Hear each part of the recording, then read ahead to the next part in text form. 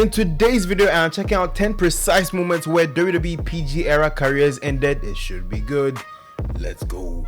So the PG era is over, I suppose. I mean, it's not. But there's enough rumors out there to suggest WWE is about to move back to TV 14, even if it's just so wrestlers can start saying the S word on TV. Let's not pretend they don't love it. Starting around 2008, it has been a long old time, and even if it does tick away for a few months longer, it's still good to see what some of the PG folk are doing today. I'm Simon Miller, this is What Culture. Please do subscribe, and get yourself ready for the 10 precise moments when WWE PG era careers ended. Number 10, Ryback. It really did feel like Ryback was destined for a main event spot at one point. He was jacked, which makes Vince McMahon happy, and was on an undefeated streak that was gathering steam. That's why when it did fall apart, it was all quite surprising. This didn't just fall by the wayside either, it exploded. Mr. Feed Me More took on Kalisto for the US title on the Payback 2016 kickoff show, and within 24 hours he had been sent home. As it turned out, the company and the man had fallen out over future contract benefits, and on the 8th of August, he was let go for good. Really? Since Ryback has insulted them as much as possible. Go and watch this match too and notice how the cameras cut away from the former Skip Sheffield quite quickly. Clearly there had been a butting of heads already and no one knew what he was going to do.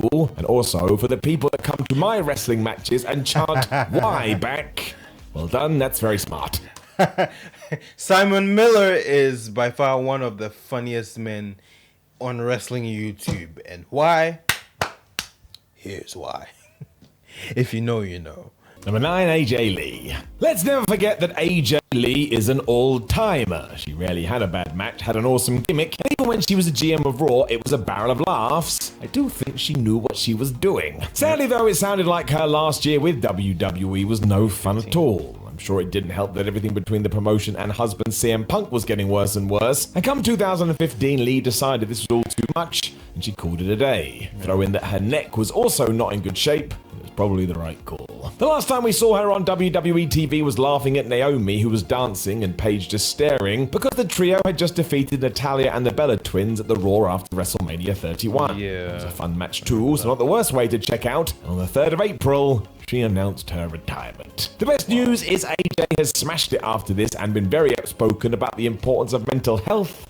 Damn hero. Great I miss Vicky Guerrero. Since 2007, Vicky Guerrero has been pretty good at getting booed, mostly because she just screamed, "Excuse me. Excuse me!" at the top of her lungs. It made you want to rip off your ears and post them to the other side of the world. Like, I'm pretty sure I just made you that. I'm sorry. I just have to. She had been on TV before that, but it was here where she really came into her own. And amazingly, this lasted all the way through to 2014 when Vicky moved into a part-time role. This included a surprise entrance at the first ever Women's Royal Rumble in 2018, although she did have one last hurrah after that before signing with AEW. Brand new GM Paige asked a few of her predecessors to return to the show, meaning we had Teddy Long, John Laurinaitis, and Guerrero. People power. I don't know. I'm heavy on my impressions today.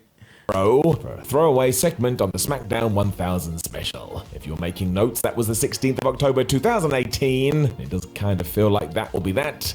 Doesn't seem like there's a spot for her today. Number 7, Sin Cara. So this entry is about Sin Cara in general, not Mystico the performer. In case you don't know, Cara was played by multiple people, and all in all, it was a big mess. Just ask Hunako who took over.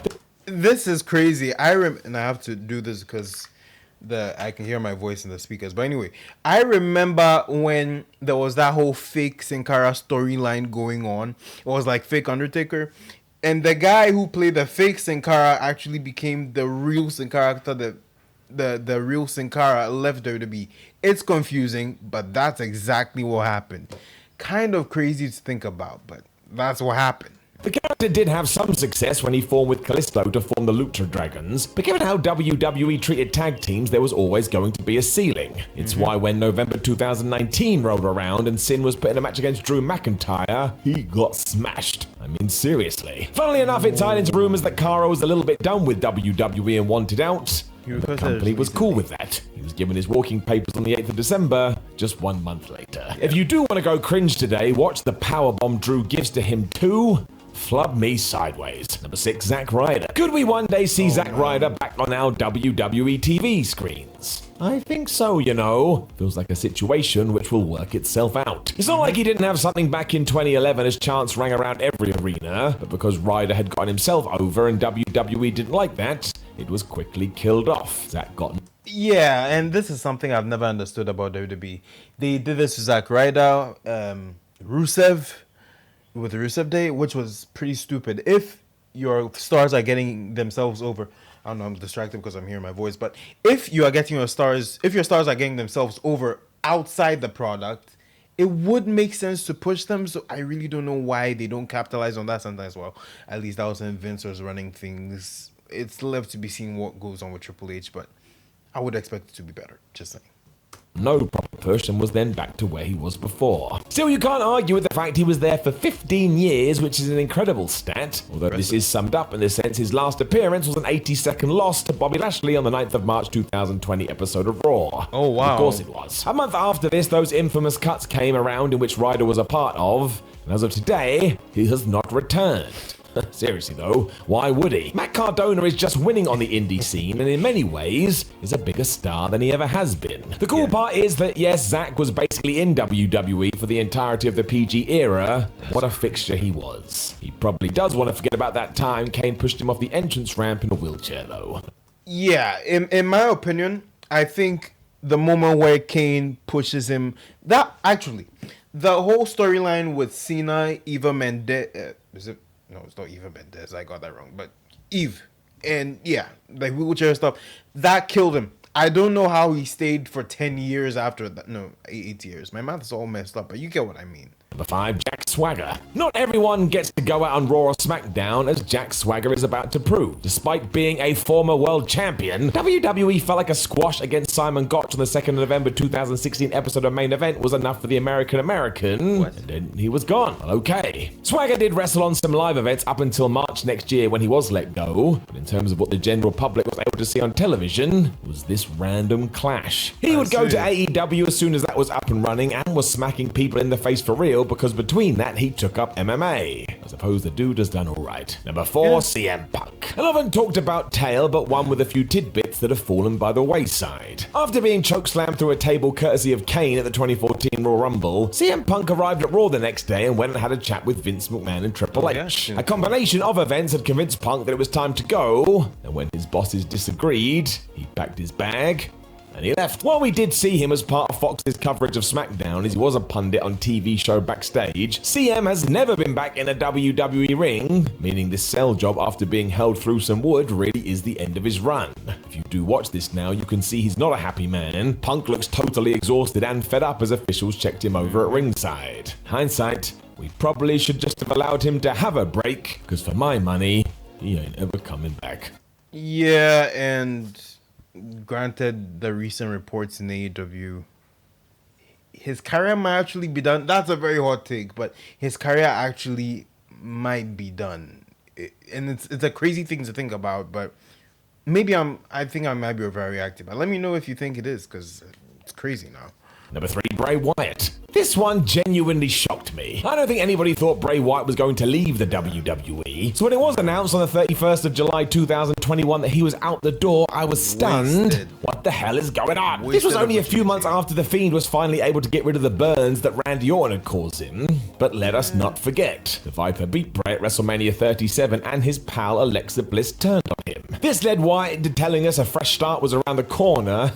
Boy, did we misinterpret that. I thought he was going to come up with a new gimmick or something. The last thing he did in WWE was wave goodbye to fans after a Firefly Funhouse, which is also fitting, I suppose. And you'd have to imagine Wyndham Rotunda was a bit fed up ever since he lost his Universal title to Goldberg. Amazingly, he hasn't been seen in any wrestling promotion since, although that could change soon. Seems like WWE is back in the cards.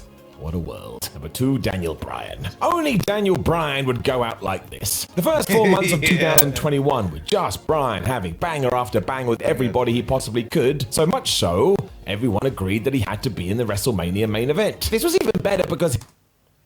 Another hot take. I really don't think that main event needed Daniel Bryan. Now, they made it work in story because these are men that had major setbacks in their careers. They had all come back and they all culminated. So that was nice. But Yeah, I wasn't a fan of him being in the match. That match was a banger nonetheless, but I just wasn't a fan of him being in the match. Like, it didn't make too much sense to me. But it is what it is. It worked out. That's fine.